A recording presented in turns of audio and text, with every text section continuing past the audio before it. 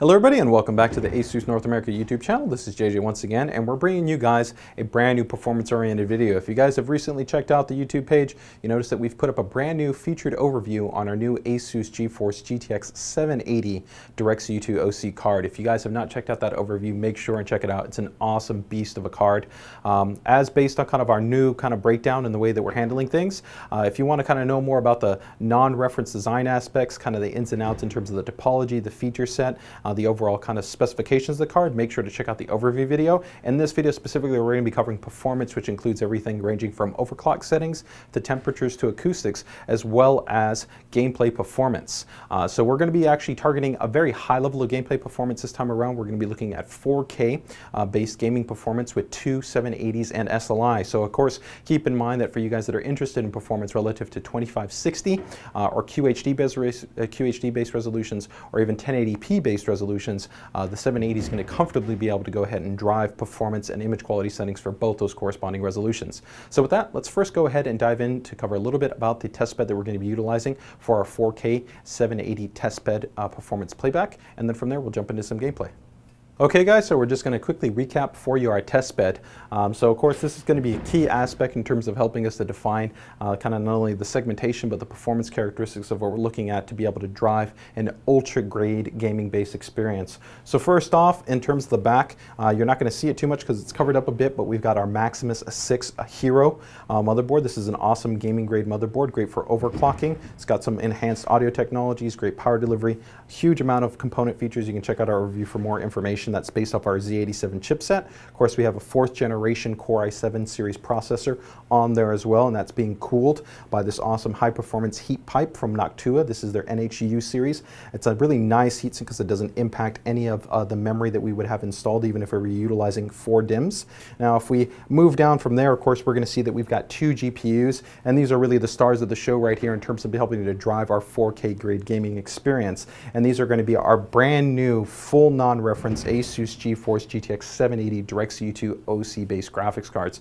These guys are outright beasts in terms of their gameplay performance ability, and we've got 2 of them set up in SLI here on this Maximus 6 Hero. But we don't want to forget about this guy right here. This is our brand new PQ321Q monitor. This is going to be the first to the market in terms of monitor offering 3840 by 2160 base resolution. This is an extraordinary high resolution. So for you guys that are pixel density fiends out there, you guys really want the sharpest, the highest resolution based content, whether it's going to be for image editing, general productivity, or of course for high grade gaming based experience, this is going to be the panel to pick. Now, just to give you a couple of quick notes here on terms of the testbed configuration, with these ASUS GeForce GTX cards that we have here, we're using a specially released driver from NVIDIA, which you can get directly from GeForce.com. NVIDIA as well as ASUS are closely working to go ahead and make sure they have the optimal gameplay functionality and stability for 4K based resolution support, but keep in mind that not only games but the drivers will continually be fine-tuned to give you guys the best gameplay experience. So make sure to not only have the GeForce Experience software installed to make sure you get automatic patches, but make sure and regularly go back to GeForce.com to make sure you can check on the current status of any updated drivers to improve gameplay, compatibility, and overall performance. So with that, we're going to first go ahead and jump into the performance aspects of our ASUS GeForce GTX 780. Okay guys, so giving you a little bit of performance breakdown, we're first going to actually talk about the max ranges for the card. And what we mean by max ranges is some of you guys are interested in terms of what are the maximum settings that are available via our GPU tweak utility to go ahead and be able to customize and tweak and tune the graphics card. So the ranges you're going to see here in the screenshot actually essentially cover everything from the maximum GPU frequency to the voltage to the memory frequency and all the correlating parameters. So you're going to have options to hit, and let's say like a maximum GPU frequency of 1882, or the memory frequency going up to 9999, or a power target of 110. Even things like the voltage will be able to go up to 1.213. Now keep in mind for the voltage, all of your cards are going to have slight variances in terms of the maximum voltage. So keep in mind you might not exactly get 1.213. It might vary a little bit by actually going up a little bit or maybe down by a little bit. Now for you guys that are looking for even higher levels of ranges, if you're assuming either to use some form of extreme extreme cooling, or you're possibly using something like EK's upcoming full water block design, which is fully compatible with our non-reference GTX 780 base graphics card, there is an option inside of GPU Tweak called Overclocking Range Enhancement, which will further extend the actual ranges for adjustments to not only this GPU frequency, but to the memory frequency. It will not modify GPU voltages. For you guys that are looking for more aggressive voltages, the only option available to you outside of the default parameters that are available will be through our VGA hotwire technology, and if you're utilizing a corresponding ROG series motherboard which features that same function or feature. So with that, next option is going to be relative to the temperatures. Temperatures are always a key aspect of interest for you guys. In terms of the idle temperature performance, the card is outstanding. In most situations, you're going to be looking at somewhere between about 27 to about 30 C in terms of idle operation, and that's actually going to probably be comfortably running there for general things like web browsing, email, and general productivity work. It's only once you start to get into partial, heavier compute-based workloads or full accelerated-based workloads, so like watching, let's say, like a video file, a Blu-ray, a DVD, or of course jumping into a game, that you're going to increase the actual temperatures. Now, even under full gameplay performance, so we did all our actual test settings at 2560 by 1440, and you can see these actual corresponding settings that we have here that we use for Unigen in terms of the Unigen 4.0 benchmark to give a baseline in terms of consistent looping for approximately an hour in our testbed configuration to allow us to go ahead and monitor all the corresponding metrics that we're reporting to you. And under those situations, depending on the GPU, because there's always a little bit of variance between GPU to GPU, you're going to be looking at a load temperature of generally between about 62 to about 66 C. So the card is really, really cool. When you consider that the reference-based design is pretty much consistently hitting 80 C, this is significantly cooler, it's significantly quieter, and then when you take into consideration the full non-reference design, an outstanding base card. So with that, let's go ahead and take a look at some of the other performance metrics for this card as well. Okay guys, so now that we've covered a bit relative to the actual temperatures, next most important part is definitely acoustics. I know for a lot of you guys out there, you're always interested in knowing, for a high-end GPU like this, it's awesome that it has an ultra high level of cooling, but it's just important that also you're getting an outstanding acoustic experience. So our goal definitely with the DirectCU series of cards is not an ultra cool, but ultra quiet operation. And definitely, even though this is an ultra high performance card that is not only faster and cooler than the reference design, it's also up to 3 times quieter. Now when we're taking a look at the stock base configuration, which keep in mind already comes with a moderate overclock on top of the baseline frequency that you would have on a GTX 780 base graphics card, your fan duty cycle is only going to approximately be about 54%. So when you think about that, that's actually fairly conservative, that you have a huge amount of additional headroom still left in the card in terms of increasing the cooling performance, which is quite impressive. When you correlate that next over to the actual fan RPM base values, it's very conservative. Overall, you're looking at about an average of 1600 to about maybe 1630 in terms of the RPM for gaming load. So overall, those fans, the 2 DC2 fan dustproof fans that we have on the GTX 780 card, are running at a very moderate based RPM. They have a good level of tonality, and like I said, they're also essentially almost near silent in terms of overall operation. Now in an SLI based configuration, you're still going to have a very good acoustic based signature. Of course, it's going to be a little bit louder, but overall in terms of a single card based configuration, very quiet, very cool. Now if we take also a look in consideration at our power target, keep in mind that the power target is a key metric at being able to kind of look at the total available kind of dynamic power requirement that the card is utilizing at one time under load, and that can affect the overclockability of the card because that works in conjunction with the GPU Boost 2.0 technology, which is also referencing our temperatures. So the lower that we can keep the power target and the cooler that we can keep the card, the higher our GPU Boost clock speed, and that ultimately give you guys better performance, lower frame latency, and overall better gaming experience. When we take a look at the overall power target configuration, it's very low. You're going to be looking at generally between about 84 to about 90%. So that's still going to be underneath 100% marker, leaving you some additional room so that when we go ahead and overclock the card, we've got an additional amount of headroom. Now, rounding out the actual frequencies for the card, frequencies under the card under full gaming load are going to be approximately about 1032. So that's going to be a quite healthy bump on top of the actual frequency that you're going to have of the GTX 780, as well as even compared to the reference-based design because of its cooler running operation. Now for you guys that are interested in overclocking, before we jump into actually the overclocking settings that we would recommend for you to guys try it on your card, we're going to give you a couple of baselines. Even when you add the actual card overclocked to a GPU frequency, GPU boost frequency of 1100 megahertz, so 1.1 gigahertz, and 6.6 gigahertz on the memory, we only moderately increased the fan duty and the actual temperature. So overall, we still maintained a very cool and quiet card. Our fan duty cycle went up to approximately 57% versus 54. Our fan RPM data went up just a little bit over about 1700 RPM, about 1700 to about 1750 in terms of the RPM value. Still very conservative, but our overall GPU boost frequency increased considerably. We overall were hitting close to almost 1.2 gigahertz. So we had 1.188, so 1188 in terms of the overall GPU boost frequency underneath gaming load with that GPU boost value of 1.1 gigahertz. So overall a nice uptick due to the quiet and cool operation of the card. And in terms of the overall temperature performance, the card was still generally underneath 70 C. So usually going to be targeting somewhere between about 66 to about 70 C in terms of the actual performance for the card when overclock and under load. So lastly, we're going to take a look here at the settings that we have for our actual overclock, and it's going to be very simple. You're just going to open up GPU tweak. You're going to go into the GPU frequency, the GPU boost value, go ahead and dial in 1.1 gigahertz, and then from there on the memory 6.6. In our testing, we found that the majority of GPUs are going to be comfortable running at this range. If you want to start off with something a little bit more conservative, you can drop each corresponding value by about 50 megahertz and then go ahead and go up in increments of either 10 to 25 megahertz. Entirely up to you, but that's going to go ahead and give you even faster gameplay performance. So with that, let's go ahead and now actually jump into showing you some of the performance that you can have on two ASUS GeForce GTX 780 graphics cards when paired up in SLI and running at 4K base resolution. Okay guys, so the first game that we're going to go ahead and jump into here is going to be Battlefield 3. And here you guys can see just a quick screenshot of the settings that we've gone ahead and utilized in game. We're pretty much running everything at the highest level presets. Keep in mind that we are utilizing a beta driver supplied to us by NVIDIA, specifically designed for 4K. So of course, performance, functionality, and compatibility is going to continue to improve not only for this, but for all the other game titles that are out there on the market. So just keep that in mind. So with that, let's go ahead and jump into the game and show you a little bit of Battlefield 3 running at native resolution.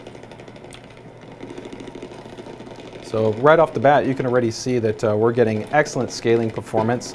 That shows you that NVIDIA has done a great job in terms of working to go ahead and optimize the architecture and on the software side for the game to go ahead and give us great scaling with these two GeForce cards. You can see right now we're consistently hitting over about 70 frames a second, even with all these settings maxed out. So I'm just going to go ahead and jump into a little bit of the gameplay here.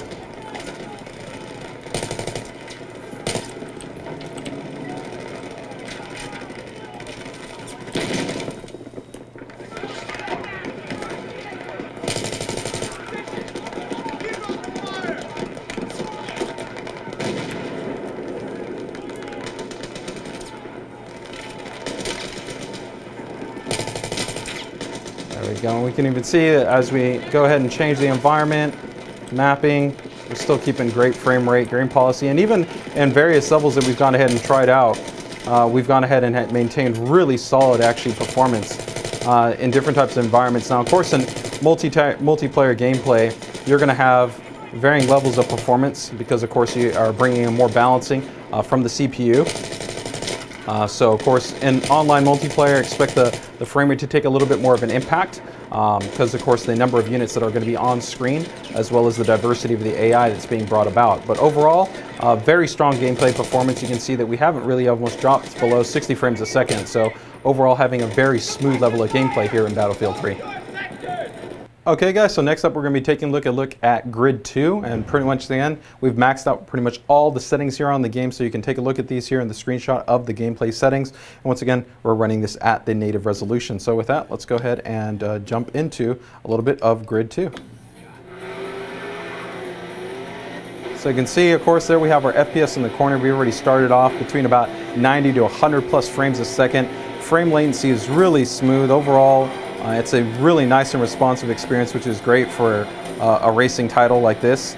And of course, even with keeping everything maxed out at this high resolution, really smooth level of gameplay, even when factoring that we're running all the advanced image quality settings in the game. Someone's spun out. Next time you take that corner, try scrubbing off a bit of speed. You might get a faster exit. There we go. Take this right here. We can see right here that even as we continue to go through the rest of the track, very similar level of performance offered consistently throughout the entire essentially track. So we were looking at consistently over 90 frames with it not being surprised to be able to go ahead and have it be in excess of 100 frames a second. So overall, that gives you a little bit of the performance offered here on Greed 2, but definitely very solid running here at 4K resolution. So with that, let's go ahead and jump into our next game, which is going to be Trine 2.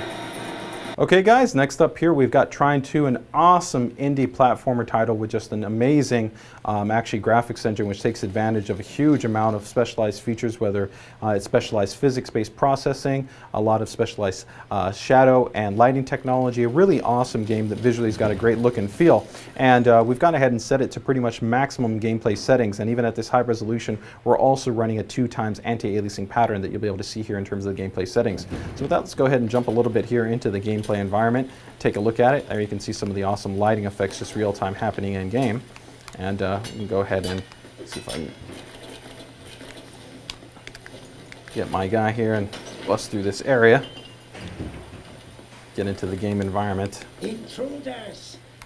Do you think we'll have to fight them? Get your pocky stick. And here you can see some awesome depth of field, some bokeh based effects as well, and it's overall it's really got a great vibe in terms of the look and the feel.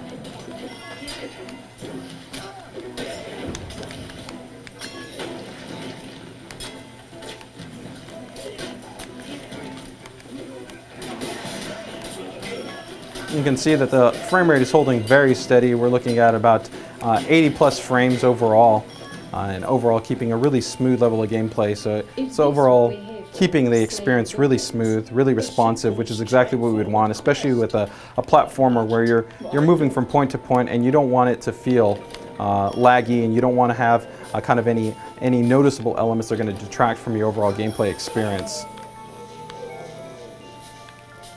All right guys, so I guess that wraps up a little bit of Trine 2 here. So from there, let's go ahead and jump into our next title.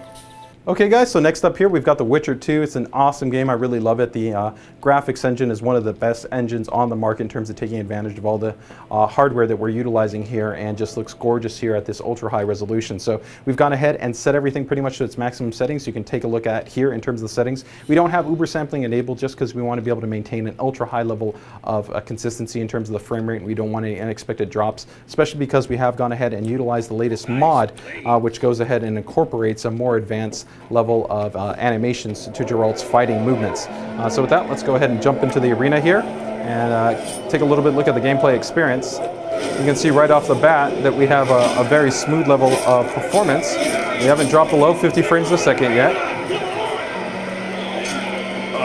He's got me there.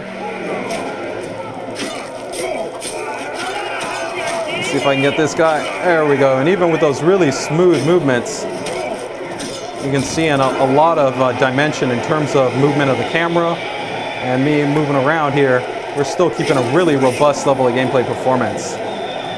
So that gives you a little bit of perspective there in terms of The Witcher 2, and overall very nice level of gameplay performance. You can see that overall the frame rate was pretty consistent at giving us between about 45 to about 60 frames depending on where we are at. And keep in mind, even in the actual campaign, I've noticed that the frame rate stays pretty similar to that even once we have a huge amount of enemies on screen. We've got more foliage, more density, and we're experiencing a lot of the open world environments. So overall, really great performance. So with that, let's go ahead and wrap things up for you guys.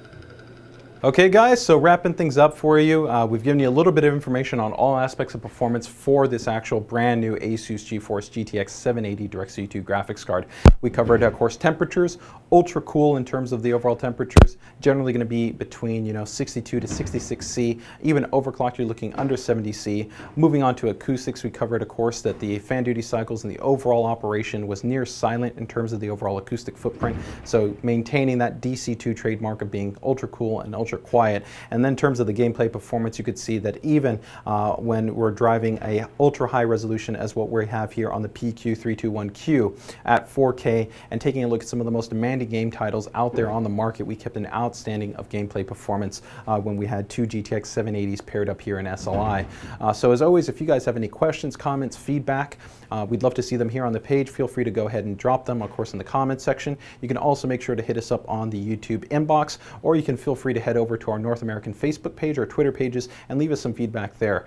You know, we're still developing this format, and so if you have any feedback specific to what you saw here, including if you actually liked all the topics that we broke down for you here in the performance, please make sure and let us know. So as always, if you guys enjoyed the video, please make sure and like it, thumbs up, as well as subscribe, and keep it locked for more content. So as always, thank you for watching.